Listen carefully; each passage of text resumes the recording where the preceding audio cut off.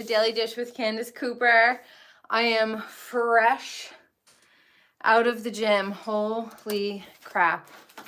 So, some of you know, some of you don't know, Sundays, Mondays are my days off. So, even though it's a Monday, and it's my day off. Of course, we're always still getting stuff done. Did my workout, feeling great. Checking off my to-do list. Let's check it off. Lift. Check off. It is so true. I've been listening to these Neville Goddard meditations, and it is just so true. Mindset is everything. So today I got up, took care of business, took care of the home. If we want to be a successful person, we have got to be consistent, dedicated. Just do it. Less perfection, more creation, right? So, whew. But I did curl my hair, so it's all good. I replaced my patch. I'm happy. The hormones are balanced. And yesterday, I had Sunday. Yesterday was my weekend. What did I do yesterday? I took Iggy for a walk in the morning, and I went and hung out with my friend, and took a little drive, and went home, went to bed super early, and now I'm here. And I'm so happy to be here chatting about Jeff Lewis Live with you guys. So today, Jeff had on Crystal Minkoff and Ryan Bailey, and Crystal is celebrating her 1-year anniversary of Humble Brag with Cynthia Bailey. Ryan Bailey, Cynthia Bailey, all the Baileys. Now, am I a consistent watcher of Humble Brag? I love Cynthia. I don't love Crystal. I feel like Cynthia is just so much more down to earth, and Crystal, maybe she came from a humble family, but I don't think Crystal herself ever had to claw her way through life. Whereas I feel like Cynthia, she's wiser, she's older, she's been through more ups and downs in her life. I just find it much more relatable. But every once in a while, I will pop in and watch Humble Brag or give it a listen when I'm on a long drive, because I would love to support Cynthia. And I'm a Bravo girly, so I want to see these people succeed. And that's why I support. So congrats to Cynthia Bailey. Congrats to Crystal Minkoff on your 1-year anniversary of Humble Brag.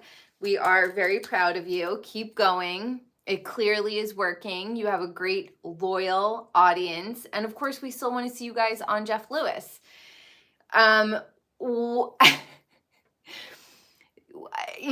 Sirius, really, they're very lenient with what they allow Jeff to talk about. Because I had to go do my workout, so I haven't watched or listened to the second hour, but I listened to the first hour. And they're talking about the inappropriate costumes for Halloween. Monroe just turned 9, and she's going to be a K-pop demon hunter. And Jeff is like, she's looking like she's working the corner in this outfit. Okay, crop tops and all this stuff. Now, I think back to when I was 7, 8, 9 years old. MC Hammer was big. Marky Mark was big. And I used to do like the MC Hammer dances. I used to do the Michael Jackson grab your crotch dance when I was like 7 years old. So, as like a kid, that's just what we do. We, I guess, imitate what the adults around us are doing in the entertainment world and everything like that. But when you're little, you don't know what you're doing. You don't know what these booty shorts mean. So let the kids have fun. They're only young once. I can't judge because I was the same when I was little. Crop tops, I would put like water balloons in my shirt, and you know, I think it's just like what little girls do is we like want to be adults, you know, and obviously within reason, but K-pop Demon Hunter outfit, it is what it is. Crystal did say she called her daughter a SLUT because she didn't want to wear like the what is this called? A dickie. Remember in the 70s, like women would wear dickies so they wouldn't show their cleavage. Now, even as an adult, I still have to say to myself, Candice, you're an adult woman. You could have a little cleavage out. It's like not the end of the world. But Crystal's daughter Zoe didn't want to wear the dickie. And she was like, yeah, Rahua, living in 4A.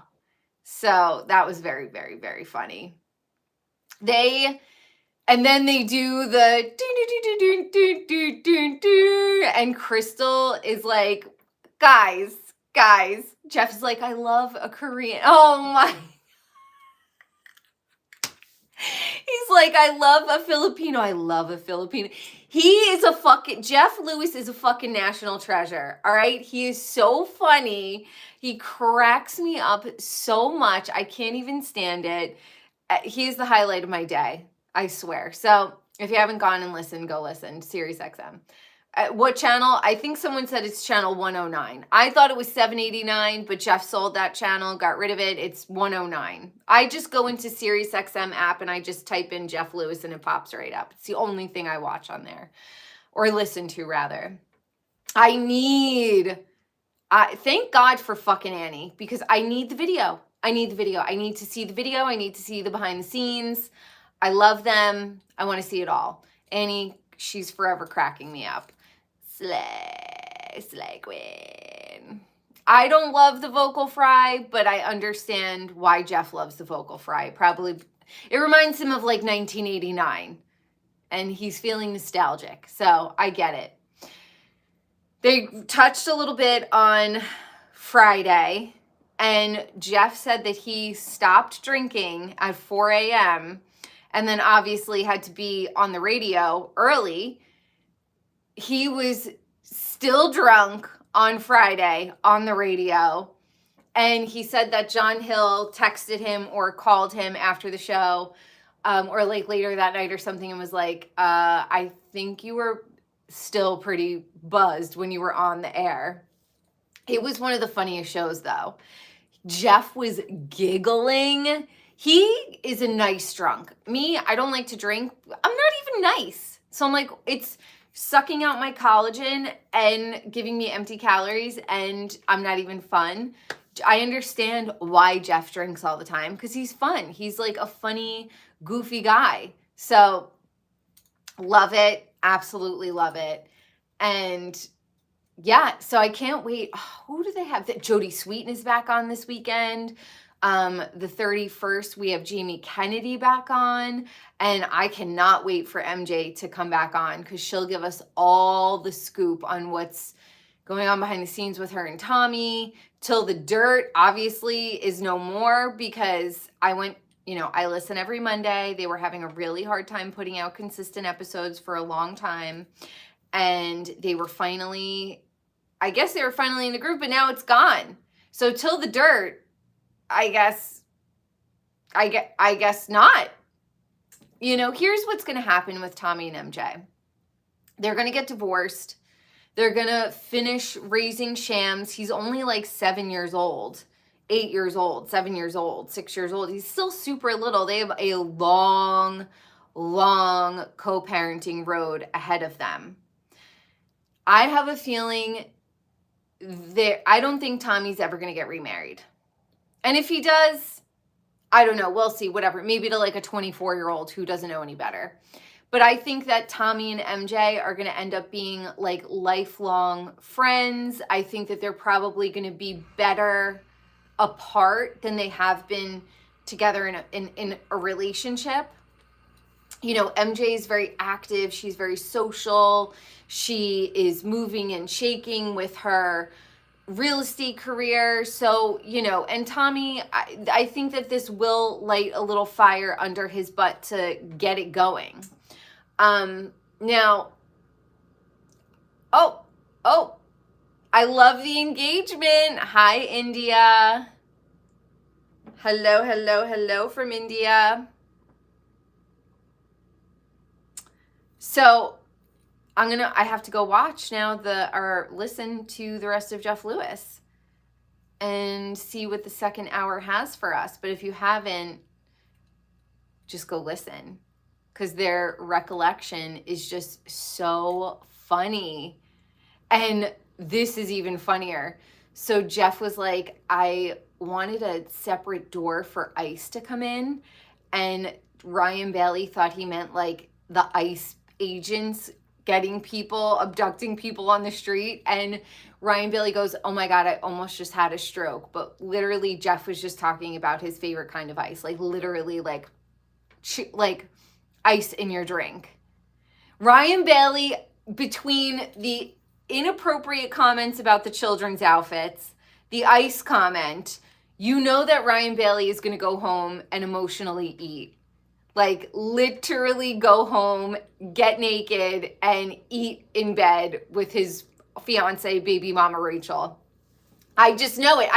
He's a normal, sensitive guy. And I think he's probably, you know, politically correct. And nobody is on the Jeff Lewis level where Jeff could pretty much say anything he wants because he's funny. And he doesn't mean it in like a mean or hurtful way.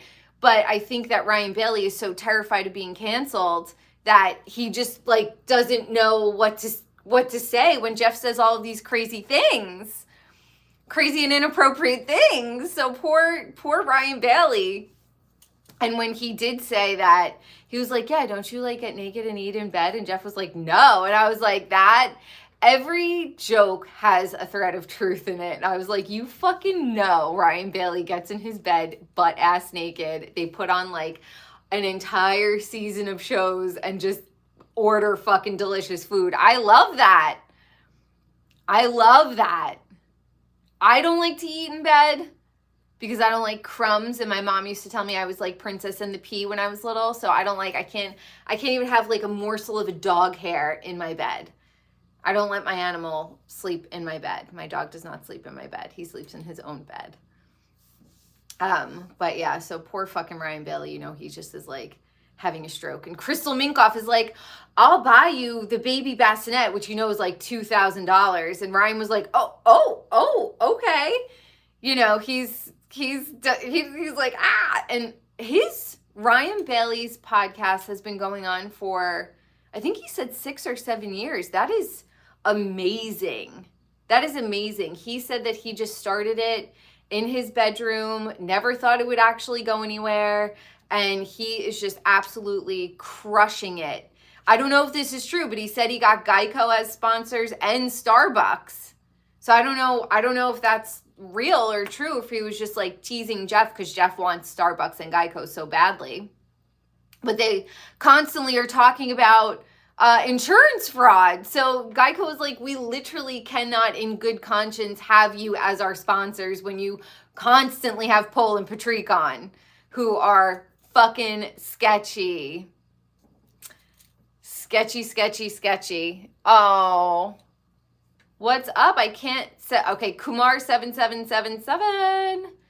What's up? So what do you guys think? Hello. So what do you guys think of the Jeff Lewis episode on Friday? Did you listen? Are you just absolutely cracking up? He did say that Monroe's birthday was over the weekend and they were all set to go. They had a ton of stuff that they were going to do. Grandma and Grandpa, all this stuff. And Jeff was like, she came downstairs and she was like, all right, let's go. He's like, I looked at her and I was like, you don't look okay. And she's like, no, I'm fine. I'm great. I'm fine. So he's like, all right, obviously we're not going to believe her because she's 9 years old and she wants to go to her parties and she wants to do all this stuff. So he's like, all right, fine. Puts her in the car, thankfully grabs a garbage bag, paper towels, and she barfs in the car. So they turn around and they go back and she, spends the day cozy in bed with Jeff, which I'm sure he loved because he was gone. He was away from her. So they got daddy-daughter time. They could snuggle. They could watch movies. They could, and he just was able to like tuck her in, make her feel better. Jeff is softening.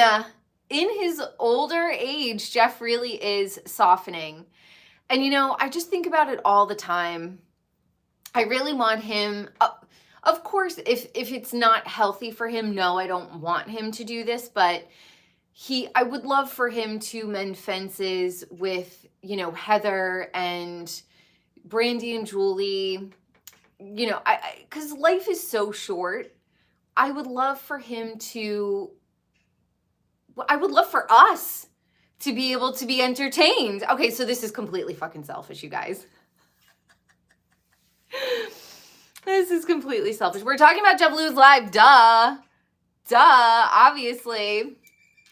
So, but that's the scoop, you guys. I will try to jump on, and oh my gosh, I did catch him talking about Chef Stu. Oh, look, they're never going to get back together. My hope for Stu and Jeff, for them to like find each other and get back together, it's just not going to happen. Secretly, I think Jeff has a huge crush on John Hill. John Hill does not ever want to date Jeff. And I think Jeff probably has a crush on Joey Zauzig, and he probably has a crush on Zach Noe Towers, who is like Reno 911 to me. But yeah, I want to see them like, I want to be entertained. I want them to all make up so we could all laugh and be funny. And had it come to the U.S., I don't know. Oh, you have a crush on my beautiful face. Thank you. Liquor in the... Oh, we're not going to say that. We're not going to say that. We're going to stay nice. You don't say... Yeah, I don't know. I feel like everything in terms of astrology is saying the U.S. is going to be going through it the next few years. But anyway, back to Jeff and BRAVOCON. So you all know that we have BRAVOCON happening shortly. I don't know. Let's see. When is BRAVOCON 2025?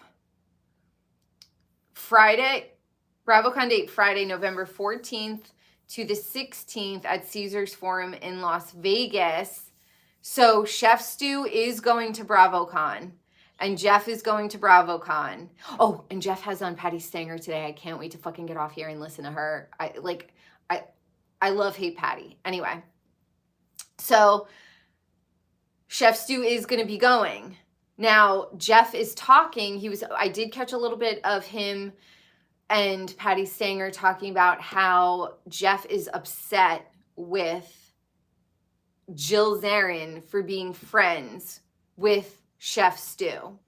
And then Jeff said that Chef Stu went to Jill Zarin's house for like 4th of July or something and got super hammered and was supposed to cook, but he did cook, but he didn't buy the groceries, but he got hammered all weekend and whatever, yada, yada. So Jeff is like, feels betrayed by Jill Zarin, because I'm sure like whatever happened with Jeff and Chef Stu is probably more dramatic than they were able to put on the radio even.